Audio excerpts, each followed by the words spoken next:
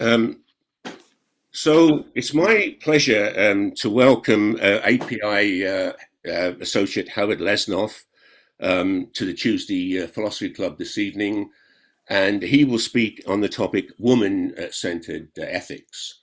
Howard is a retired educator who taught philosophy actually for many years. Um, he holds an MA degree in literature from York University, which is an institution I myself have had something to do with over the years, and is a published poet under the name Noah Leznoff. Now, I must admit, I did not realize until quite recently that Howard Leznoff and the poet Noah Leznoff are one and the same person. It makes sense. I've always known that Howard's initials were HN, Howard Noah Leznoff. In any event, on the API website, which Alla has just put up the link in the chats, it's www.theapi.ca. We've put up some links to Noah's or Howard's poetry. That's in the U of T CBC series on Canadian poetry. And so, please take a look at that when you have time. So, Howard or Noah, take it away, please, from the top. Thanks very much, John. I'm happy for the opportunity. Woman-centered ethics.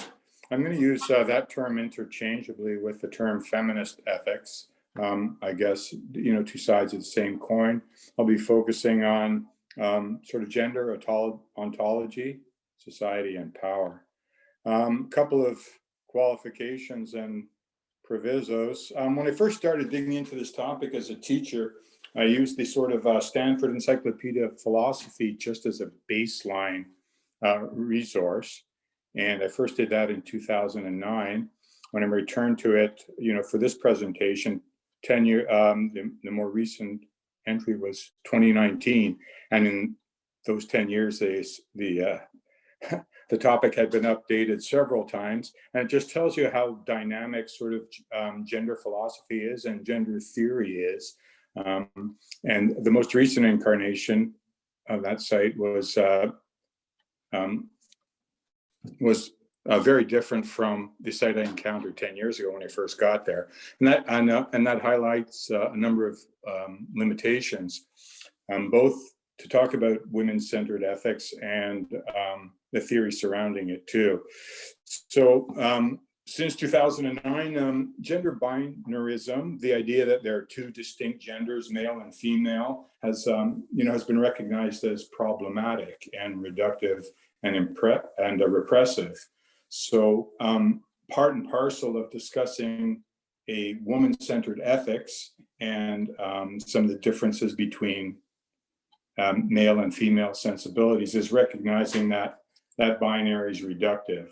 There's such a wider variety of gender identifications now, or open gender identifications now than there might have been, a decade and a half ago. The other big change on the site was the inclusion of the theory of intersectionality, which I'll get to later in the presentation. But basically, intersectionality posits that identity is what they call multiply situated, and gender oppression is but one form of subjugation among many. So woman-centered ethics is incomplete according to the theories of intersectionality to the extent that it ignores other forms of oppression such as race, class, non-binary sexuality, ableism, etc. One example of that, I guess some of the early 20th century suffragettes fought very hard for the franchise of women, white women, but ignored or were hostile to extending the vote to Black men and women. An obvious limitation, I think, is identify myself as male and as a strong feminist ally, but I realized that when it comes to talking about gender and the politics of gender, that's a limitation for me. I certainly don't want to mansplain feminist ethics, but I'm approaching it.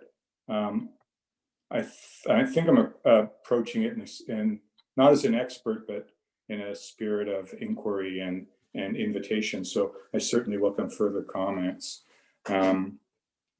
after and corrections.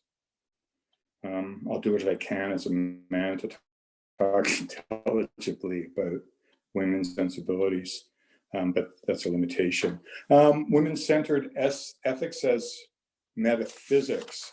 So as meta-ethics step back from normative and applied ethics to examine the origins, basis, and fundamental nature of ethical systems. Where do ethical systems come from? Is their source transcendental, social, evolutionary, etc.? Some other related questions to meta-ethics. Are ethics objective, culturally relative, etc.? What are the prime faculties? What's the role for reason, empathy, spirituality, etc.? I think this slide will be self-evident. Okay, hold on. There we go. Feminist ethicists try to understand, criticize, and correct how gender operates within ethical systems. Women-centered ethics also attempt to revise, reformulate, rethink traditional ethics. And one recurring theme will be historically how women's experiences have been underrepresented in philosophical thought. For many feminist ethicists, justice isn't a zero-sum game, and it's not about supplanting or obliterating traditional male-centered ethics. It's about supplementing it and achieving a balance. I like Julianne Cooper.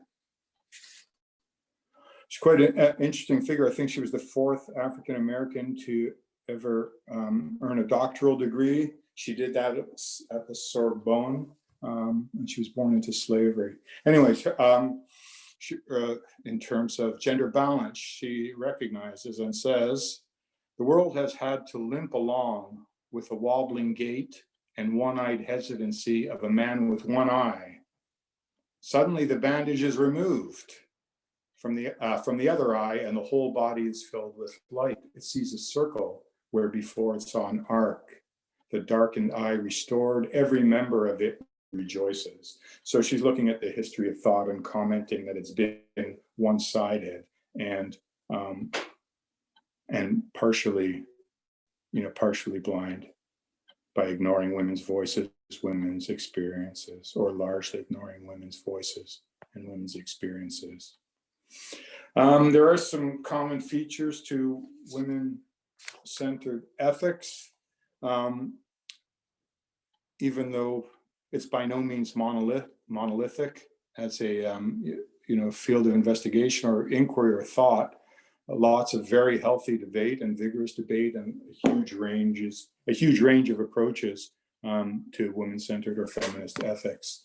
But there are a couple of overriding similarities.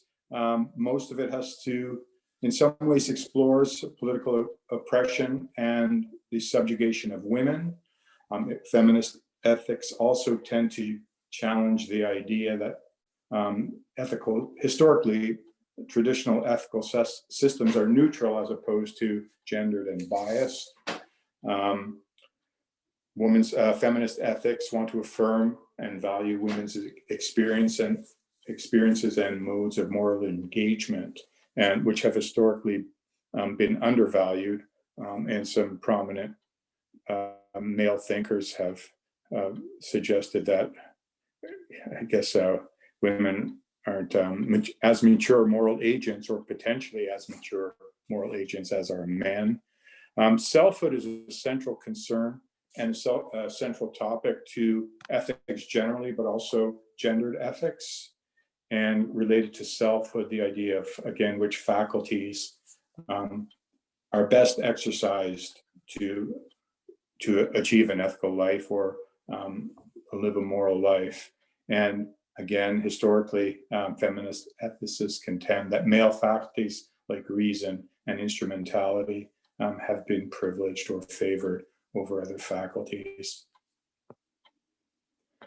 One big question. Let's see. I'm going to check my notes here. Yeah, one dominant question is to start off with is, are men and women fundamentally different? Do they see the world in fundamentally different ways? And are they impacted by the world and systems and powers and the systems of power in fundamentally different ways? And do they approach ethics in different ways? So generally, how accurate is it to conceive of psychologies, approaches, predispositions, or ontologies that might be termed more or less masculine or feminine? And again, I'm noting the binary exclusions here, but a lot of the theory, at least historically, has worked through sort of this binary tension between the traditional masculine and the feminine.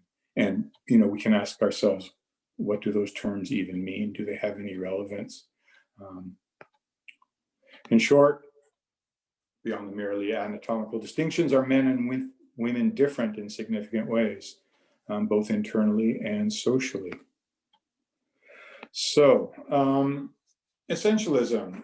If experience generally and ethics more specifically are differently gendered, are those differences grounded in what? Biology, psychology, culture, social conditioning, power, et cetera, et cetera. Back to Julia Cooper. I guess she argues here, at least, that women are in some ways different. She says women are more quiet. I guess that's a separatist and essentialist argument. They don't feel called to mount a barrel and harangue by the hour every time they imagine they have produced an idea. There's a tension within woman-centered ethics, whether sort of feminine sensibilities are just sort of equal and undervalued, or in some ways superior to conventional male-centered ethics. So she says women are more quiet, and then proceeds tongue-in-cheek to talk about what loudmouths and braggarts men tend to be. In terms of a separation, I guess the fundamental presupposition of feminist ethics is that sex matters to ethical theorizing. A groundbreaking voice in feminist ethics is Allison Jagger, and she outlines the ways in which male moral reasoning, quote unquote culturally male moral reasoning differs from female moral reasoning. She says typically male moral reasoning emphasizes rules, universality, impartiality over female ways of moral reasoning, which emphasize relationships, responsibilities, particularity, partiality. And then there's some ontological assumptions. I've put together this chart, which I'll come back to every now and then. And again, these are, these aren't ontologically determined traits. They're culturally associated traits. And some feminist ethicists will argue that there's some validity to these distinctions, and others will contest that. But traditionally, in terms of culture, and again, we can, in terms of culture tradition, male ethical virtues are associated with logic, reason, judgment, the mind. Traditional female virtues associated with emotion, nurturing, caring, the body. We can see how contested and contestable that could be.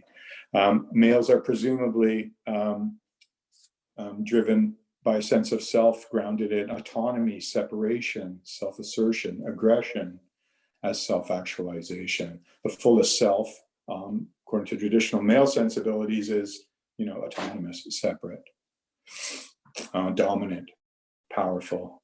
The traditional female self, culturally understood as interdependent and connected, relational. And from this, we get the ethics of care and relational ethics in women-centered ethical systems. Objectivity, the removal of the self from the issue, versus subjectivity, empathy, involvement of self in the issue.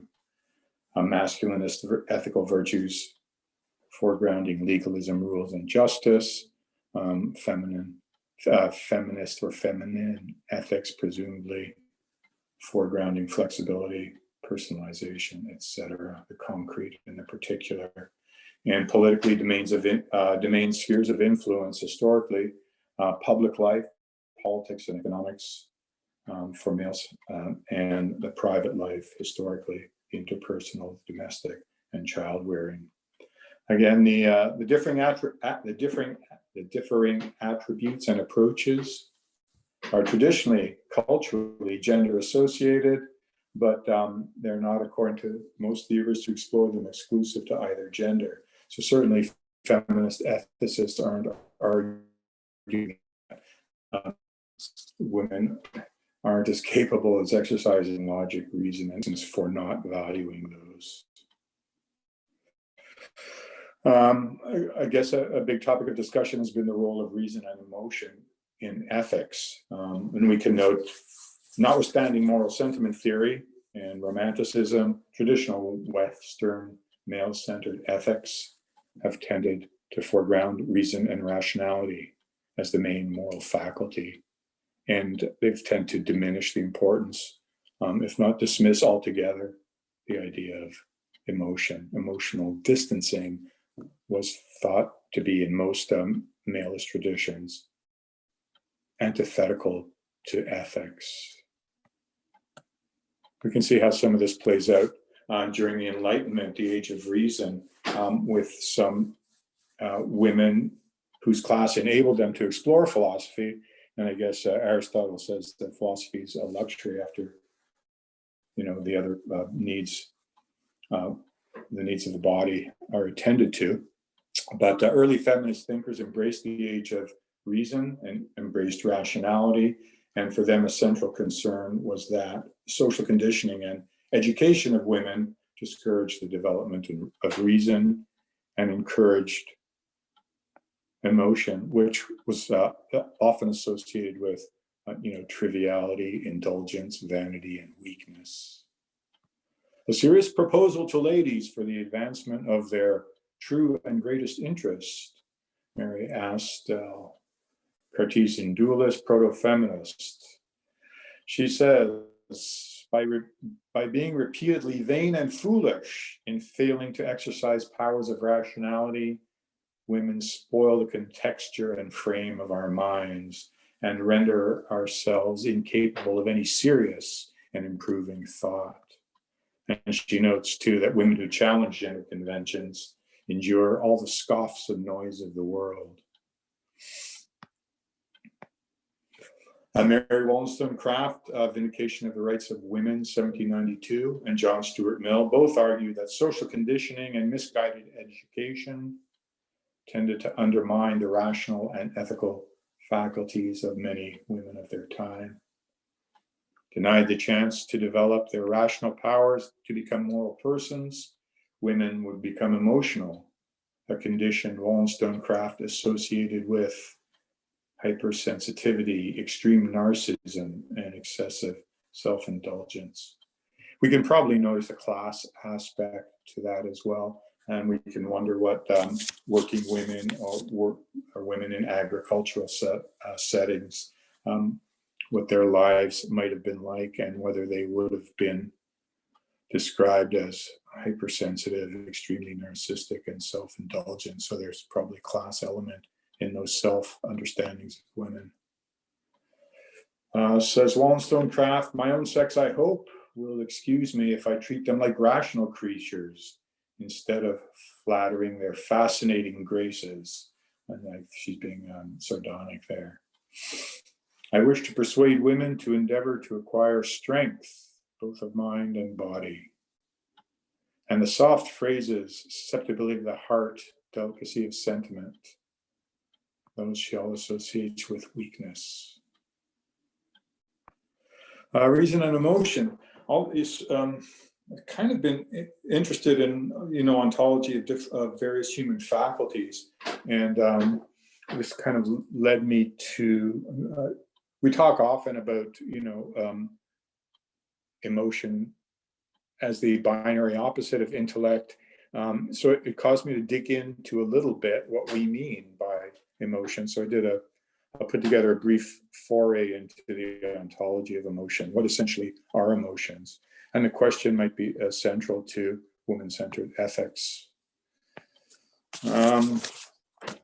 Emotions, I guess, once we dig in, Descartes says those who are most agitated by their passions are not those who know them best.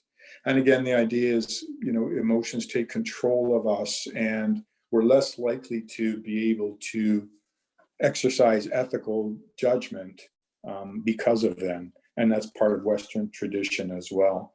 The dismissal of emotions as being conducive to ethical action.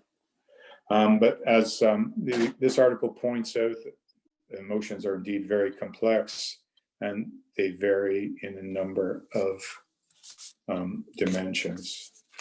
So much so as to cast doubt on the assumption that they have anything in common. And still, philosophers and thinkers have more recently begun to posit theories of emotion, a number of them including the physiological, evolutionary, etc. And I'll touch on a couple of these, but not all of them. The physiological and the evolutionary. So it seems when we begin to think about how we respond to situations and stimuli, it's easy to see how some of these are kind of are physiological in very rudimentary ways. We might see something grotesque that turns our stomach, or something unfamiliar might startle us if it comes up suddenly, and these are physiological reactions. But if we're startled or nauseous, we tend to include those as emotional reactions. There's also the evolutionary. These might be less immediate. The basic needs of organisms such as mating, defense, avoidance of predators. All complex mammals require relatively swift and stereotyped responses to these challenges. But still, I think some of those aren't as immediate as, let's say, a startle reaction. We can suppress maybe a mating instinct, or we can reason our way or talk our way, narrate our way through fear in a way that it's doesn't apply maybe to a startle reflex. These I found kind of interesting.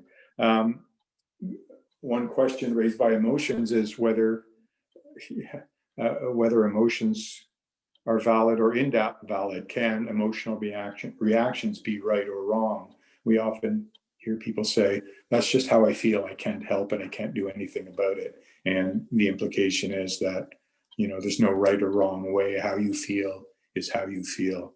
Perceptual theories kind of dig into this a little bit, and they point out, they suggest that we all have an emotional repertoire, a set of more readily available responses, and that these are grounded in narratives or stories about the world and ourselves in it.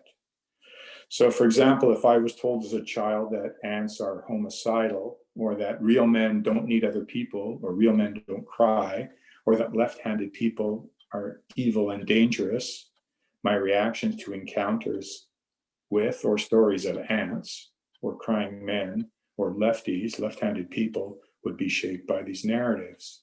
So I think it's obviously, if we're living with a false narrative, we can question the validity of an emotional reaction, because we're playing an emotional reaction against an external reality. And if we have a deeply flawed story, our emotional reactions might not be valid. And I think cognitive behavioral therapy is based on that too. And counter narrations, telling ourselves different stories in order to move past maybe self-destructive emotions. There's very quickly a noted difference between transient mental states brought on by specific stimulus, and mental dispositions. A person's general propensity to feel or perceive or react to situations in directed ways is Mr. Johnson by disposition generally, and anxious or envious or easygoing or excitable person. So the bases for mental disposition, some combination of biology, neurology, biographical, psychological, what happens to us for kids, the way we understand ourselves in the world and have been encouraged to understand ourselves in the world, including the sociological and the socially constructed. I guess at the other end of the startle reaction, or those hardwired immediate biological reactions or emotions, if you want to call them that, are cognitive theories of emotion. So cognitive theories state that emotions are intentional. They all have an object. We can't be angry or sad in itself. We have to be angry or sad about something. And we often make judgments about those. Now, I know sometimes I get up in the morning and go, I really feel good today and I don't know why, or I'm feeling a bit anxious today and I don't know why. So I wonder whether, can I just have a free-floating emotion that isn't attached to an object? But generally, when I think about it, I'll hit on and I'll go, yeah, okay, this is coming up next week, or this good happened to me. And so that's why I'm happy, or I'm uneasy about this thing, this event, and so I realize that my emotions do have objects. I may not always be immediately conscious of them. Some emotions are grounded in ethical judgments, outrage or indignation or resentment, for examples, are examples of emotions that are preceded by moral judgment.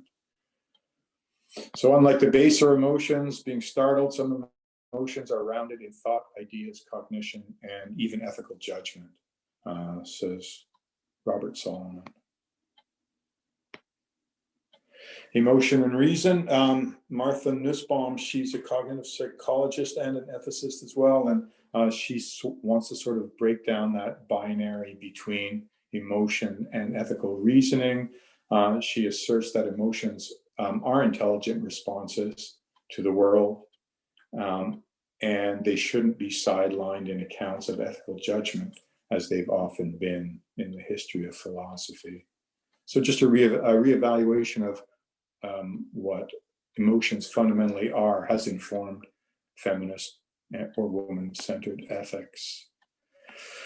Again, Martha Nussbaum, I guess she's arguing for, again, a reappraisal of emotion and both coldly detached intellect as faculties of ethical reasoning. And she embraces, what she calls the messy material of love, grief, anger, fear, and the roles that these experiences can play in thought about the good and the just. So this idea somehow that emotions are antithetical to ethics has been dispelled, or arguably been dispelled, in part just by digging into the ontology of emotions. I don't want to go through this as a checklist. And all this we covered one point. I may have to speed through stuff later on. Fundamental to feminist ethics is what's called the ethics of care, or feminine ethics, as opposed to feminist ethics. And this ethical system of thought dominated the debate among feminist ethicists during the 70s and 80s and early 90s. Carol Gilligan and Nell Noddings, strong components of that. Ethics of care is a feminist approach. It challenges traditional moral theories as male-centric to the extent that they omit or downplay values culturally associated with women or with roles that are often cast as feminine. Gilligan's groundbreaking work in A Different Voice, Psychological Theory in Women's Development. She interviewed interviewed a lot of people, and was particularly interested in how men and women responded differently to questions of ethics and how they saw themselves in the world. She realized that understanding understanding of ethics is grounded into an understanding of the self, and that traditionally masculine and traditionally feminine or male and female selfhood are different. And so this ties together the concepts of selfhood, relationship, and emotion. Gilligan's research suggests separation and individuation are critically tied to gender identity. Again, the autonomous male. I think, you know, of all those cowboy shows or hero shows I used to watch as a kid, where, you know, the male hero rode off into the sunset. He left society behind. He wasn't necessarily, he may have been involved with women, but when it came to the crunch came to it, you know, he had to get on his horse and ride off into the sunset. So we realized sort of different narratives about autonomy and connectedness. Masculinity typically involves valuing autonomy, disconnection from others, independence. And several feminist ethicists have noted that this perspective is referred to as the perspective of justice, removing oneself from the situation. The women in Gilligan's studies were as likely to express the perspective of justice, but they also expressed to a far greater extent than men that they valued intimacy, relationships, and caring for others, and that they were suspicious of autonomy as what Gilligan calls the illusory and dangerous quest, and far more inclined to attachment and relations. This perspective is known as perspective of care. Again, traditional classical liberal and masculinist conceptions of the autonomous atomistic self, existing or operating separately from other things or people, is a flawed ontological assumption, feminist ethicists argue, because unlike turtles, human infants emerge into the world highly dependent on the care of others and mothers in particular, if you think of breastfeeding and that sort of nurturing. Survival is predicated on connection and dependence. So this classical liberal idea of the atomistic, autonomous, separate self is in some ways an ideological construction. And obviously selfhood and consciousness are formed outside the womb in social contexts. So the stories that I've heard, the stories that I've told myself, all those are based in social narratives and language. The relational self and the ethics of care.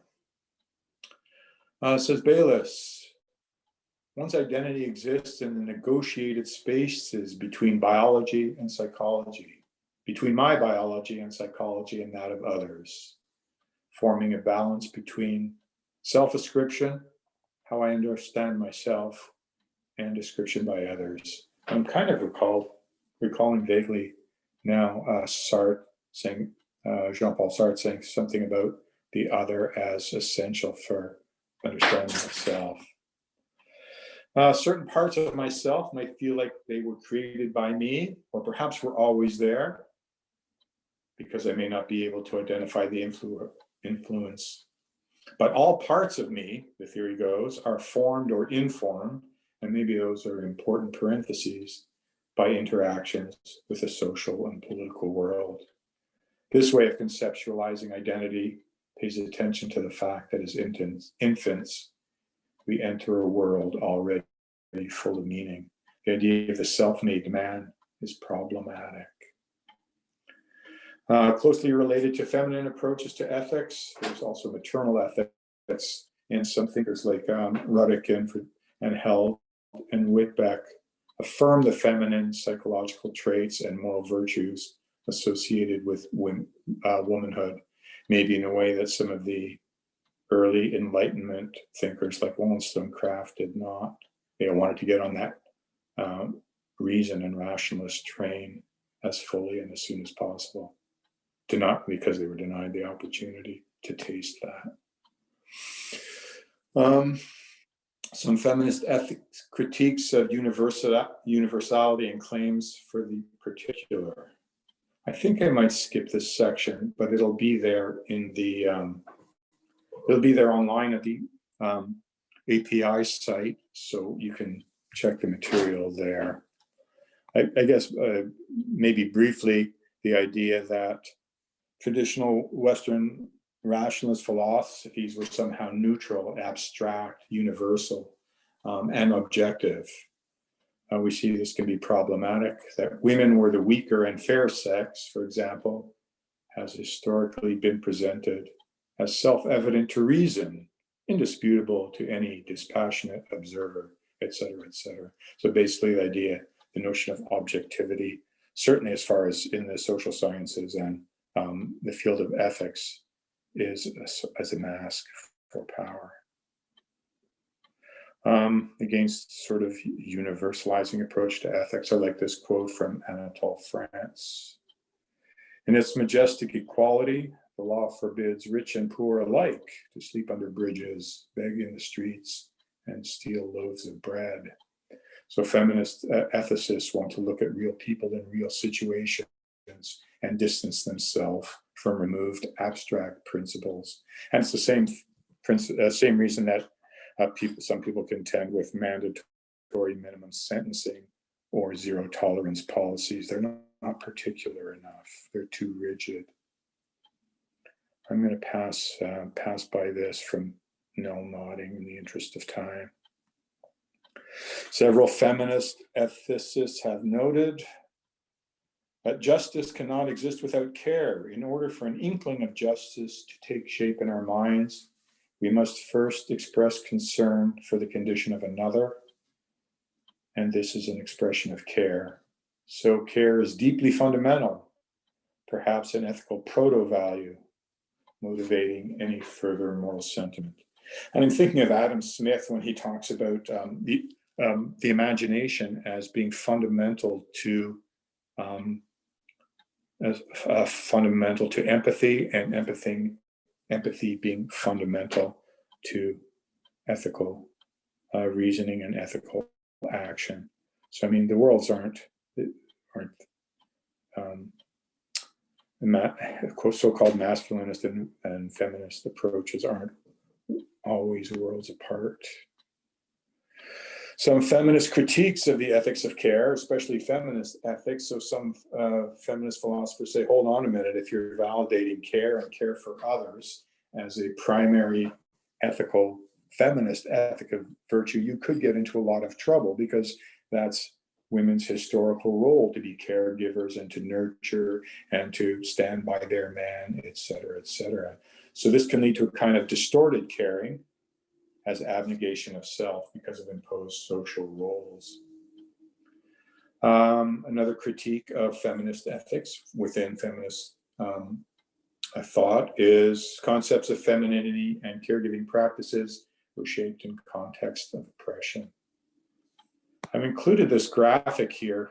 Among my readings, several feminist ethicists have noted that the professions of care, whether it's child care or elder care or care for the sick, tend to be women-dominated professions, and maybe often in North America, dominated by women of color. And that these tend to be, the work of caregivers tends to be undervalued and underpaid. Think of what daycare workers make, and workers in seniors facilities. Some other critiques of the ethics of care from feminist thinkers. It risks generalizing some women, prioritizing caring to all women. So not all women are naturally nurturing or caregiving. And so for some feminist ethicists, there's a danger of associating feminine nurturing virtue or with ethics. Finally, are women really kinder and gentler, or generally kinder and gentler? Thinking of Margaret Thatcher, the Iron Lady. I won't say anything else. I'll just leave that there. The next realm has to do with politics, women in public and private life. So as noted, historically, the sphere of public life, economics, politics, leadership was considered the world of men, and private life, domestic maintenance, child rearing was considered province of women. And for many feminist ethicists, these descriptions are obviously problematic. Catherine Nordock. It comes down to power, privilege, limited access to social goods, and those concerns, those fundamentally political concerns, she argues, are featured in most accounts of feminist ethics. This leads us to a whole series of political orientations within woman-centered ethics. And again, this field's by no means monolithic, and there's tons of healthy, vigorous debate among feminist ethicists, often quite heated. Well, in some sense, all women-centered ethics are political, some would argue. Some feminist ethical political philosophies are tied more explicitly to specific political orientations. These include liberal feminism, Marxist-socialist feminism, global and post-colonial feminism, lesbian feminism, and ecofeminism. And all this is fairly new to me. And I don't pretend to have any expertise in this. I'm just this is just a brief survey of what I've come across, and I certainly would welcome people with more experience and background to fill in a lot of the gaps. As I said to John earlier, I'm surfing, not scuba diving. I'm sort of skimming over the surface. Liberal feminism. Liberal feminists, essentially, liberal feminists want more access for women to the public world, the public political and economic world as it is. They want more access to the boardrooms and the corridors of power. They want to reach their full potential in the academy, the marketplace, parliament, the Senate, et cetera, et cetera. If the goal of liberal feminism is to push women full force into the public world and catapult them into higher orbits, then its work is far from done, one argues. I mean, so probably women have made the greatest, most notable strides in the academy, less so within the boardrooms, and certainly less so within parliament, if we're looking at just sort of the empirical evidence. But basically, and there's also we're seeing lots of anti-woman reaction now emerging as sort of the power dynamics have begun to shift recently. So in the United States, we see sort of the challenges to Roe versus Wade, women reproductive rights, and sort of an anti-feminist backlash. But liberal feminism's, I guess, wants greater equality within the current system. For Marxist and socialist feminists, the system is corrupted. And so there's no point in there's nothing ethical about wanting a greater access to its levers of power. In order to thrive in capitalist society and economy, women must adopt the ethos of patriarchy. They argue competition, domination, exploitation, which is fundamental to capitalism. Many would argue it's hardly ethical progress if more women rather than men become leaders of and attain power in economic and political systems that are, they believe, inherently and structurally exploitive and destructive. Global feminism and post-colonial feminism. I guess some of this emerges in recognizing the tension of women in less developed countries as they emerge from colonial projects, and they found that some of the men in their own societies still were denying them access to the corridors of power and also capturing them in traditional stereotypes. So according to Dr. Tyagi, it's a twofold front. One of them has to do with dealing with men within their own post-colonial societies, and the other one has to do with dealing with white feminist liberals who global and post-colonial feminists argue too often overlook racial, cultural and historical specificities that mark the condition of these women. I was thinking of this, maybe it was 3 elections ago, and I remember when that whole sort of issue arose, and it was very inflammatory, about a woman who wanted to wear a niqab at a Canadian citizenship ceremony, and the Conservatives jumped all over it. And in that election campaign, they were touting that, that they would end "quote unquote" barbaric cultural practices. A good friend of mine, Katie, is a sort of a staunch feminist, and she felt quite strongly that women shouldn't be wearing niqab at a citizenship ceremony, and she felt that it was inherently an oppressive practice. And I definitely don't want to get into the pros and cons of that specific argument, but just as a liberal feminist, she was, she had strong objections to women covering their face with niqab. They're forced to do it. It's a form of oppression, et cetera, et cetera. Oops, I got to get rid of, I thought he did that.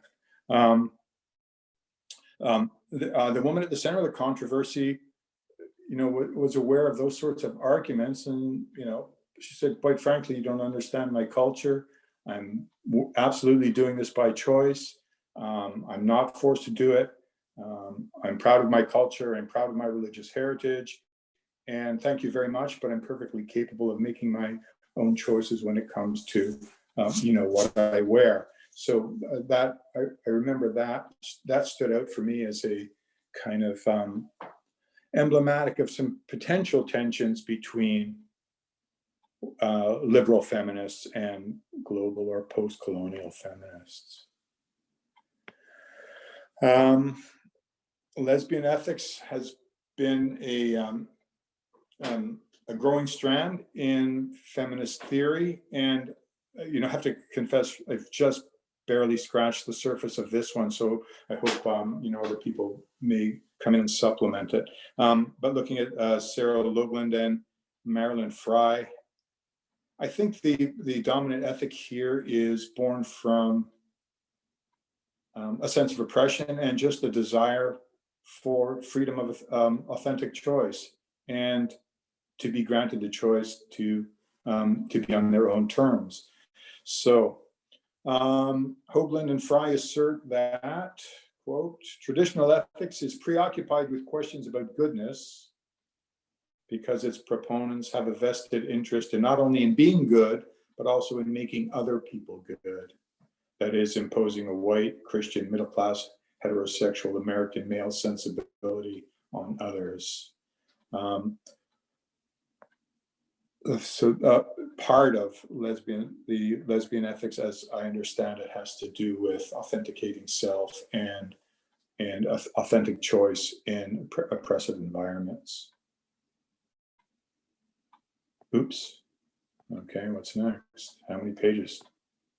Okay, what am I going to do now? This is interesting.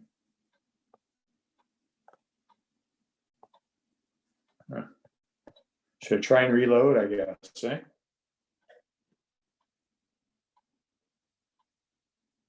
How to do this? I may just have to. I'm going to try and reload. Will that work?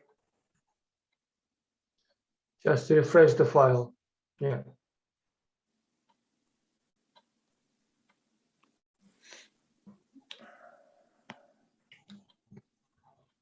I hope it's just not too big.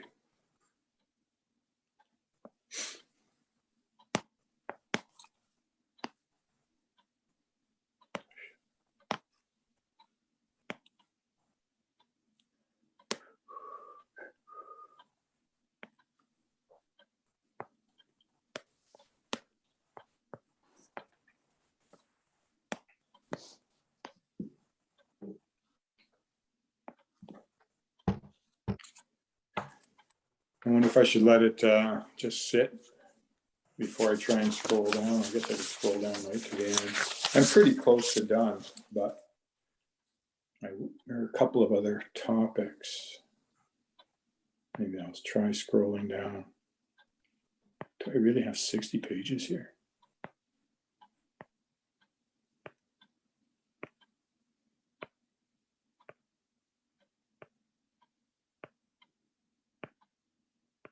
I don't want to scroll too fast because I want to let it load.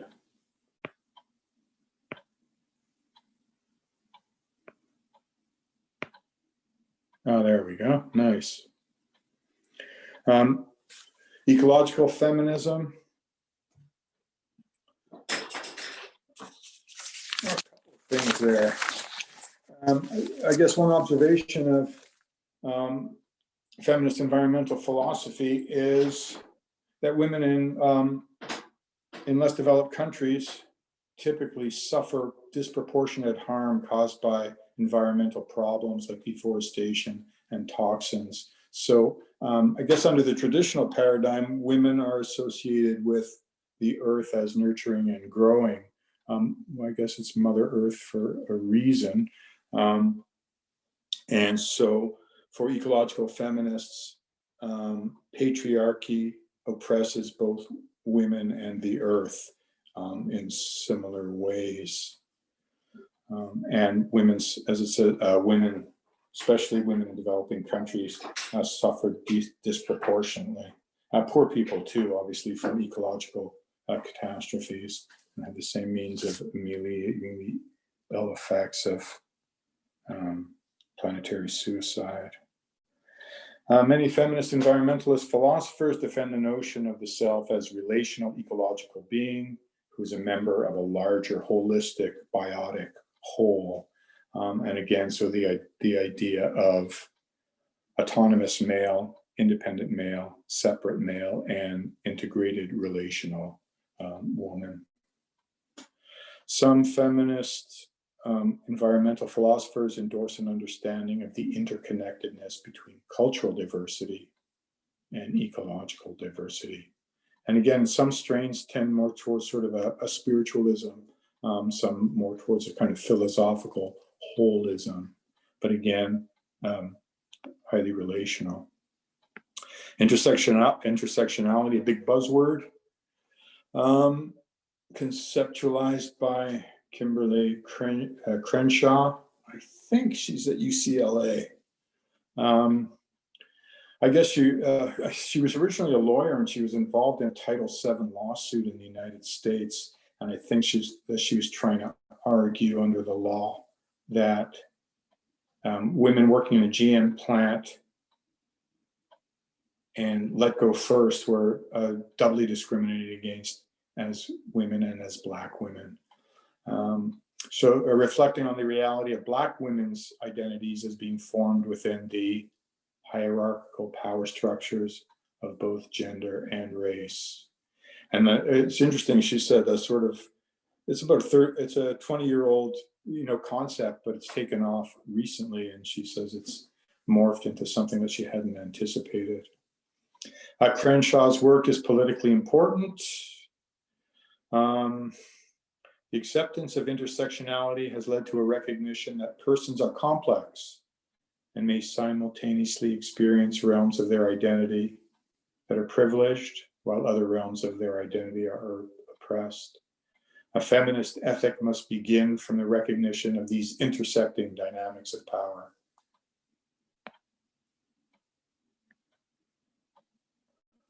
When feminism does not explicitly expose racism, and when anti-racism does not incorporate opposition to the patriarchy, race and gender politics end up being antagonistic to each other, and both interests lose. And again, we saw some of those tensions between different identities. Intersectionality, people are identity is multifaceted. Intersectional approaches, again, reject binaries such as masculinity and femininity that tend to take social positions of privilege and people as generic. Intersectionality is the predominant way of conceptualizing the relation between systems of oppression, which construct our multiple identities and hierarchies of power and privilege. And lots of feminist critiques of intersectionality as well. That one comes to mind that I recall in trying to be everything to all people and examining all systems of oppression and building bridges among those. Anything discrete is lost. I'm going to end up with Juliana Cooper, with whom I began, or who featured early in was featured early in the presentation, and she recognizes in 1893 that race and gender and class intersect. In contemporary terms, Cooper might be regarded as a forerunner of an intersectional feminism, recognizing that the structures and bases of oppression are multiple, encompassing not only gender, oops, I have gender twice there, not only gender, but race and class and other conditions. So,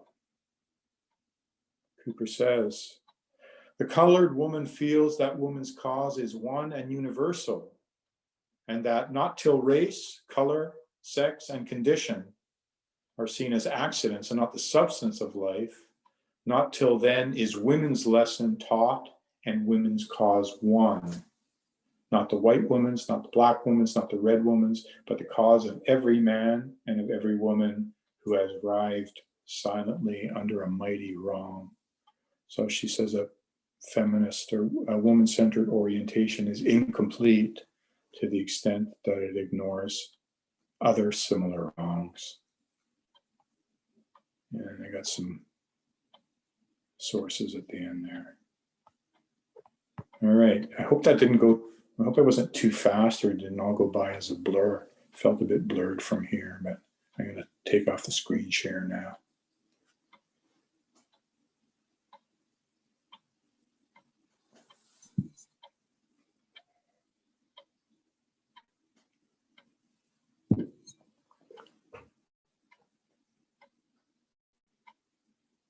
Thanks, Howard. Where's John? I don't know where John and Alla were. They were supposed to be unmuting and running question and answer, but maybe they'll be here shortly. There he is. He had to run away. John, you're muted. Yeah, unmute myself. Yeah, you finished. Actually, I was on the phone talking to Alla, asking her advice. Have we come to an end yet? So I should have just sat there and It's all good. and listen. Okay, so okay, thank you very much, Howard. That was really interesting. I swear I only missed the last, a minute or two. I'm now going to. We can catch up over coffee. Well, exactly. Yeah. When we start having coffee again, right? That's right. Anyway, thank you very much. I'm going to stop the recording now, and I'm sure everyone else enjoyed it. And